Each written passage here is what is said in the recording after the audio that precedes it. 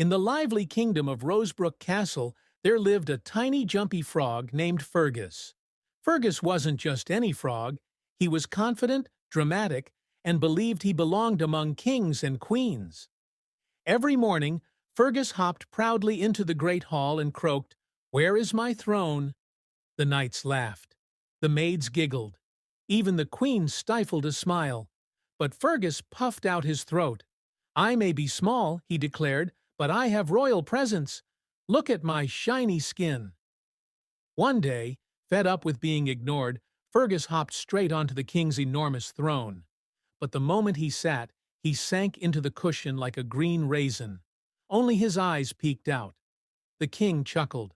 "Fergus, my friend, this chair is far too big for you." "Exactly," Fergus croaked. "That's why I need a frog-sized throne.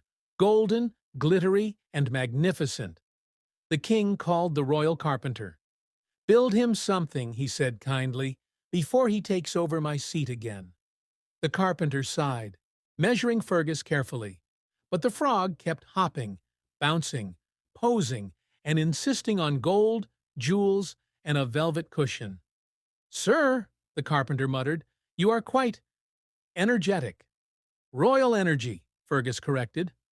After many tries, tiny chairs that tipped over, stools Fergus jumped off of, and a velvet cushion he immediately sank into. The carpenter threw up his hands. "This won't work. You're too bouncy for a chair," Fergus croaked dramatically. "Does this mean I shall never have a throne of my own?" But the carpenter suddenly smiled. "Wait, you love water, don't you?"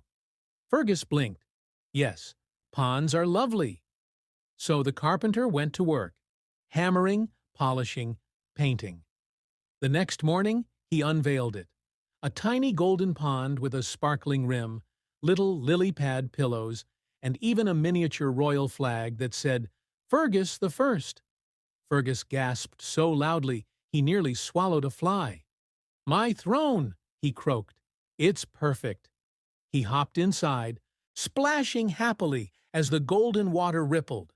The entire court gathered to watch. The king announced, "Let it be known, Fergus now has the most unique throne in all the kingdoms." Fergus lifted his chin proudly from his golden pond. And from that day on, he ruled the corner of the great hall with elegance, dignity, and the occasional loud ribbit. Moral: be proud of who you are. Your throne doesn't have to look like anyone else's. Thanks for watching Bee Animation. Please like, share, and